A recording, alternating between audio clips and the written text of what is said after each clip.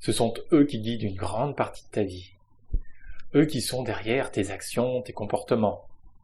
Eux qui déterminent certains de tes choix. Eux qui orientent une partie de tes croyances aussi.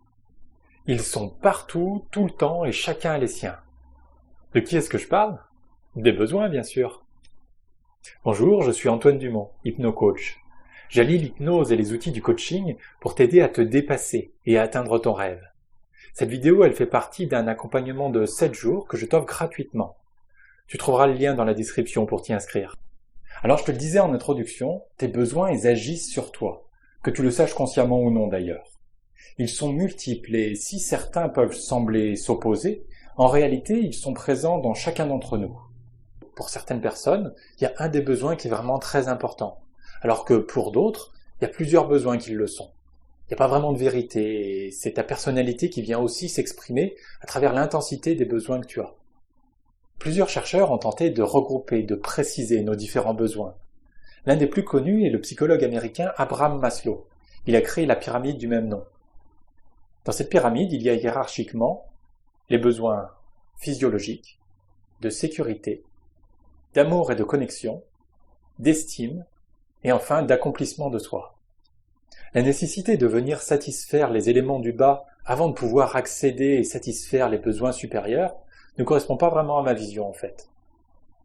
Je lui préfère largement celle popularisée par Anthony Robbins, inspirée d'ailleurs de la psychologue américaine Chloé Madanes avec qui il s'est associé. Je trouve qu'elle correspond beaucoup plus à ce que nous vivons aujourd'hui, en tout cas en France. D'après eux, nous avons tous 6 besoins que l'on cherche à satisfaire automatiquement, sans même s'en rendre compte. Et c'est cela que je vais te présenter. Un des premiers besoins, c'est celui de la sécurité. Tout le monde a besoin d'un certain nombre de repères, d'éléments fixes sur lesquels s'appuyer. Cela peut passer par la certitude d'avoir un toit sous lequel dormir. Pour certains, ça va être avoir une certaine somme sur un compte en banque pour anticiper sereinement l'avenir. Par savoir que la mutuelle et la sécurité sociale rembourseront les frais en cas de maladie.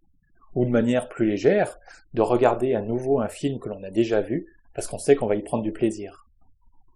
Lorsque tu satisfais ce besoin, tu te libères d'un stress quotidien. Tu as une certaine vision de l'avenir, une clarté sur ce qu'est aujourd'hui et ce que sera demain. En gros, tu es dans ta zone de confort. Et en même temps, pour satisfaire ce besoin, certains n'hésitent pas à se nuire. Par exemple, j'ai déjà entendu en consultation qu'il était préférable de ne pas se rendre à une épreuve difficile. L'échec était assuré, c'était certain, et c'était rassurant. Le doute et l'incertitude du résultat de l'épreuve étaient alors insupportables. Et pourtant, c'est un second besoin, ça. La variété, l'incertitude. C'est ce besoin que tu viens satisfaire lorsque tu sors de ta routine habituelle. Alors parfois, ça peut être un petit plaisir que tu t'offres, et puis parfois, c'était pas spécialement prévu de sortir ainsi de ta zone de confort. Ça peut passer par des surprises ou des cadeaux, ceux dont tu sais pas ce qu'il y a à l'intérieur évidemment, mais aussi par la petite folie d'une escapade non prévue le temps d'une journée ou d'un week-end, les imprévus de la vie à deux, les défis que tu vas te lancer, les prises de risques que tu vas prendre aussi. Tout ça, ça vient satisfaire ce besoin de variété. En répondant à ce besoin, tu t'offres de la diversité, de la stimulation, du rebondissement. Ce serait super ennuyeux d'avoir une vie déjà connue à l'avance, toute tracée, répétitive. Avec ce besoin, ça pulse, ça pimente le quotidien. Parfois, il arrive que ce soit même sacrément piquante, trop même. À ce moment-là, tu as alors l'impression d'être ballotté à droite et à gauche par les événements de la vie sans plus rien maîtriser. Un autre besoin fondamental, c'est celui de l'importance. On a tous envie de se sentir unique, spécial, de venir se différencier de la foule. Alors à notre époque, les possibilités pour y parvenir sont nombreuses. Pour certains, ça va passer par un style vestimentaire particulier. Pour d'autres, ça va être l'accumulation de connaissances, par exemple. Pour d'autres encore, ça va être de venir se valoriser sur les réseaux sociaux. Pour d'autres encore, ça va être peut-être une spiritualité particulière. Tout ça, ça vient satisfaire le besoin d'importance. Lorsque tu satisfais ce besoin, tu te sens différent, spécial. Tu sais que tu as une place particulière dans ce monde. C'est souvent assez valorisant et gratifiant. Mais avec ce besoin, certains n'hésitent pas à écraser les autres pour venir le satisfaire. C'est aussi ce besoin-là qui s'exprime lorsque l'enfant fait semblant d'être malade pour avoir toute l'attention des parents. De même que la variété répondait à la sécurité, c'est la connexion qui fait le lien avec l'importance. Nous sommes des êtres sociaux, nous avons besoin d'établir, de créer et de faire vivre des relations avec les autres, des connexions.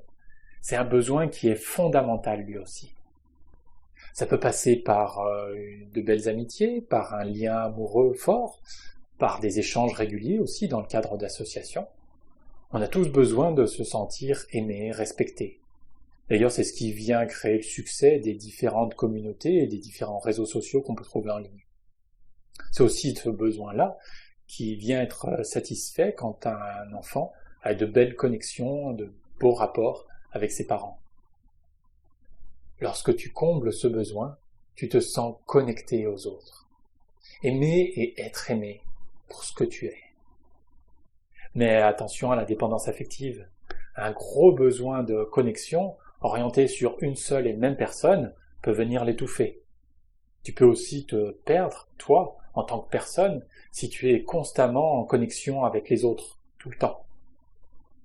Ces 4 premiers besoins, sécurité, variété, importance, connexion, ceux que Tony Robbins appelle les besoins de personnalité, ils viennent toujours être satisfaits, que ce soit avec des choses qui te font plaisir ou non, que ce soit consciemment ou non. Il y a toujours quelque chose qui vient satisfaire ces besoins-là. Alors maintenant que tu les connais, tu vas pouvoir porter une attention particulière à certains de tes comportements. Lesquels de ces besoins viennent-ils satisfaire? Ça peut être une question super intéressante à se poser. Les 2 besoins suivants sont ceux de l'esprit. Ce sont ceux qui vont te permettre de t'épanouir. Si les 4 premiers étaient plutôt destinés à venir être satisfaits, quels qu'en soient les moyens, les 2 suivants vont plutôt venir te nourrir. Le premier, c'est celui de la croissance. C'est là aussi un besoin que nous avons tous. Il a été fortement nourri les premières années de notre vie à travers notre éducation, nos apprentissages. Et puis dans la vie, il y a plein de choses qui peuvent être cultivées, développées. Depuis ton enfance, tu as sans doute découvert des domaines dans lesquels tu aimes apprendre de nouvelles choses régulièrement. Ça peut être une activité manuelle, sportive, culturelle, culinaire aussi. Il y a plein de possibilités en fait. Chacun possède en lui une envie de faire grandir quelque chose, une passion, une relation, une compétence. Très régulièrement, notre cerveau apprend de nouvelles choses, que ce soit d'une manière consciente ou non.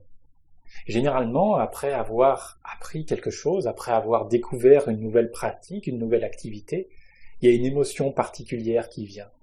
Pour certains, ça peut être du plaisir, de la fierté, de l'épanouissement. En tout cas, c'est une belle émotion qui vient nourrir ce besoin-là. Le dernier des besoins, c'est celui de la contribution. D'apporter des choses aux autres et ce, de manière désintéressée. C'est l'un des secrets d'une vie épanouissante, selon moi. Venir donner. Ça peut être donner de ton temps, de ton attention, de ton intérêt pour quelqu'un. Parfois même ta seule présence. C'est pas forcément quelque chose qui est financier, même si ça peut l'être aussi. Il y a certaines personnes qui préfèrent passer par des associations qui fédèrent un besoin de contribution en commun, alors que d'autres préfèrent agir par eux-mêmes. En tout cas, c'est venir prendre part à quelque chose qui va au-delà de toi. De nombreuses pratiques spirituelles y font référence d'ailleurs. Lorsque tu dépasses ta propre personne, tu contribues à la création d'un monde meilleur, plus humain, et tu t'accomplis. Alors je viens de te résumer les 6 besoins fondamentaux que nous avons tous.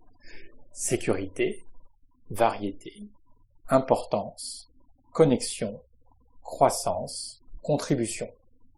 Chacun a des niveaux un peu différents sur ces différents besoins, et c'est aussi ça qui fait ton unicité, la manière dont tu vas y répondre. Et ne crois surtout pas que c'est quelque chose qui est figé dans le temps, qui est immuable. Ces différents besoins, et surtout les niveaux qui y sont associés, ils vont varier en fonction de ta vie, en fonction de tes expériences, en fonction de ce que tu vis. Alors merci à toi d'avoir regardé cette vidéo, ça m'a fait super plaisir de te faire découvrir ça. Si ça t'a bien plu, n'hésite pas à mettre un pouce vers le haut, à partager la vidéo et puis à t'abonner à la chaîne. Moi ça me fait super plaisir et puis ça m'encourage pour produire d'autres vidéos. Tu peux aussi me laisser dans les commentaires la hiérarchie de tes différents besoins, triés par ordre d'importance, du plus important au moins important, que je vois un petit peu ce que c'est pour toi. Et puis, ben moi, après avoir satisfait ce besoin de contribution, du coup, en produisant cette vidéo-là, ben, je vais aller satisfaire d'autres besoins autrement. Et puis, je te dis à bientôt.